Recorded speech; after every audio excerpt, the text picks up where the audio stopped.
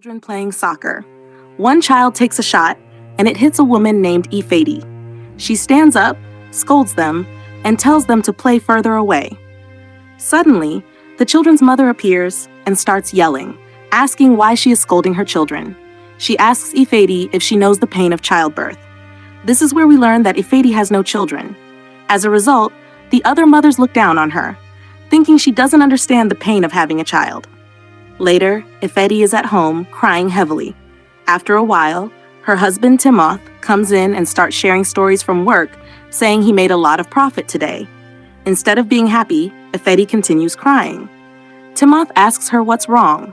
Ifedi explains that she is tired of everyone criticizing her because she has no children. Timoth says he is also tired but asks what they can do about it. As they continue talking, we learn that the problem lies with Timoth, whose sperm is weak. Timoth suggests that Ifedi should go to another man to get pregnant, and he would raise the child. Ifedi says that their inability to have a child has become a major source of sadness for them, despite their deep love for each other. Life goes on, and every day Ifedi prays to God for a child. Ifedi mentions that her sister came by today to borrow some fabrics for a neighbor's child. Timoth asks if the neighbor had a baby, and Ifedi says no, the neighbor adopted a child. Timoth is shocked to hear about adopting a child. Ifedi tells him she thinks it's a good idea for them to adopt a child as well. Timoth strongly disagrees, saying he can't call another man's child his own. He speaks harshly and leaves. He goes to a bar and gets drunk. At home, Ifedi waits for him. When he returns, he behaves unusually. The next day, Ifedi prepares food for her husband and wakes him up, and he gets up and goes outside. A few days later, Ifedi asks her husband for forgiveness, and they reconcile. A few days after that, Ifedi and her husband visit Timoth's mother. The mother-in-law is also angry with them for not having a child and not giving her a grandchild. She says some very hurtful things. On their way back home, Timoth asks Ifedi if she still wants to adopt a child. Instead of answering, Ifedi drives straight to the hospital and they adopt a baby girl. From that moment on, Ifedi is very happy, and their lives start to change gradually. 10 years later, their adopted daughter has grown up, and they named her Precious. Today, Timoth's mother and other relatives come to visit them at home, believing that Precious is their biological child. As time goes on, Precious starts showing signs of stealing, but her mother defends her because she loves her very much. Precious has expensive things, and when her father, Timoth, asks her mother, she says she bought them for Precious. Every day, Precious loses pencils at school and has many other issues. One day, Ifedi is walking in the neighborhood with her daughter when she meets an old friend. The friend asks if this is her child and says she heard Ifedi has a child. But people say she adopted the child. Ifedi feels anxious and leaves quickly. At night, Precious is busy with a dictionary when her father finds her and asks why she is so busy. Precious says she is looking for the meaning of the word adoption. Timoth is shocked and wonders where she heard about it. He calls his wife aside and asks her. Ifedi explains to her husband that they never wanted their child to know she was adopted. The movie then jumps 7 years ahead. Precious continues to grow up. Her mother opened a shop and money keeps disappearing without explanation. It turns out that Precious is stealing and giving the money to her boyfriend. Her boyfriend tells her that since he is handsome, she should give him more support. Precious agrees.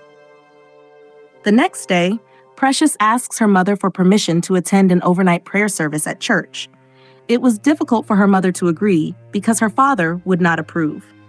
Precious insisted until her mother allowed her to go, but told her to pray a lot and come back early. Later, Timoth returns home and Precious is nowhere to be found. Her mother says she went to the overnight prayer service at church. Timoth is very angry and unhappy. Precious's parents wait for her until morning and they hear a knock on the door. When they open it, Precious comes in very drunk, smelling of alcohol and extremely tired.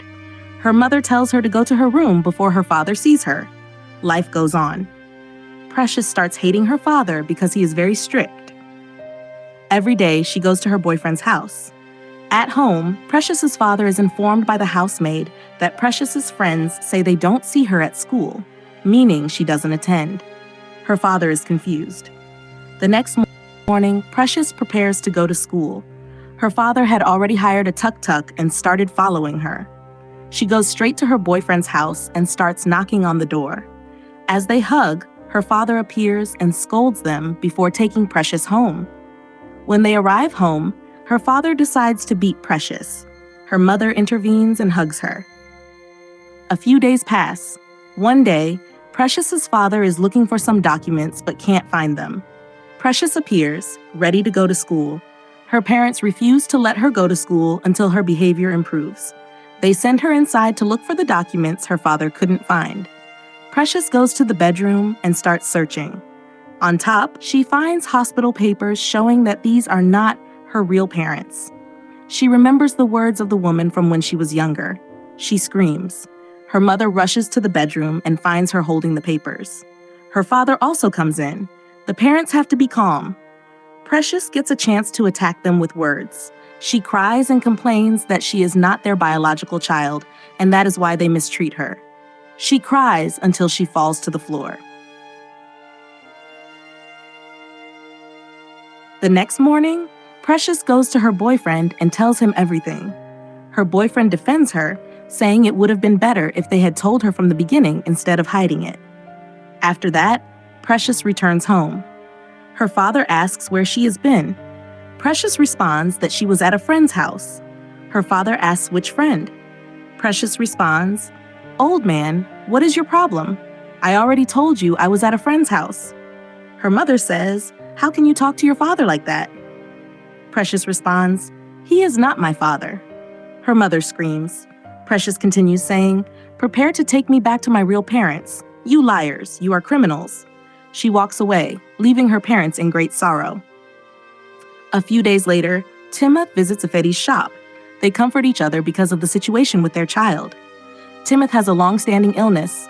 His wife brings him water and medicine, and he takes them. After some conversation, Timoth gets up to go home, but suddenly collapses. It doesn't take long before Timoth dies. At that moment, Precious is with her boyfriend, enjoying themselves, playing games, and other activities. 2 days pass, and Precious returns home. The housemaid asks where she has been. Precious responds, "Why are you asking me?" The housemaid says that her father died 2 days ago, and she has not been seen since. Precious is filled with sorrow and starts crying, running inside. She finds her mother and tries to comfort her.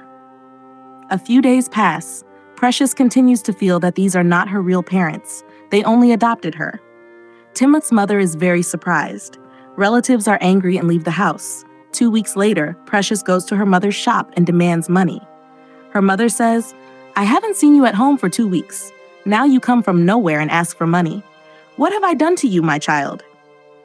Precious says, "You better give me the money now, or I will tell the whole neighborhood how you stole me from my parents. You are a child thief." Precious pushed her mother to the ground. Her mother fell to the ground and started crying. Precious went home, gathered all her belongings, and left. Meanwhile, her mother began cursing Precious, saying she would never see anything good in her life, that people would reject her everywhere she went, and that she would die a terrible death. In the end, she prayed, "Oh God, I beg you to hear my voice." Precious then went to her boyfriend's house. Life started anew. This boyfriend of Precious didn't have a decent job, so Precious had to go out and sell water to earn money. When she returned home, she would cook for her boyfriend, who would eat. Days went by, and her boyfriend began to complain whenever Precious came home with little money. As for Precious's mother, she became a person who only cried. She didn't even work anymore, while Precious continued to sell water. Eventually, she met a girl who sold mangoes, and they became friends. One day, as they sat together, the girl shared her life story with Precious. She told her that she had been adopted by her mother, who loved her very much and gave her a good upbringing throughout her life.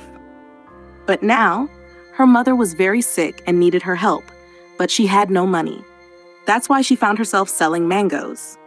She asked Precious if she had any money to help her save her mother from dying. The story deeply touched Precious, considering she had been adopted and loved her mother very much too.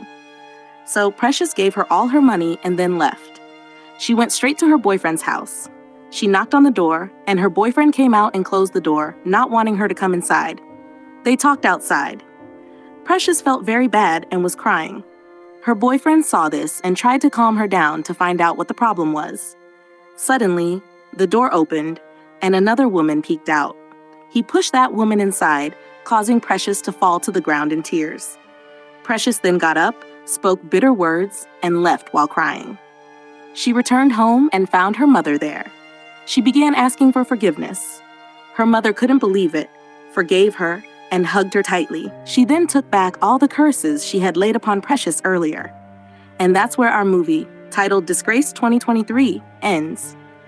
Are you a movie enthusiast looking for quick and clear recaps of your favorite films? Look no further. At Nigeflixes, we bring you the best movie recaps, saving you time while maximizing your enjoyment. Subscribe now and relive the magic with every video. Don't miss out on our latest updates. Join the Nigeflixes community today.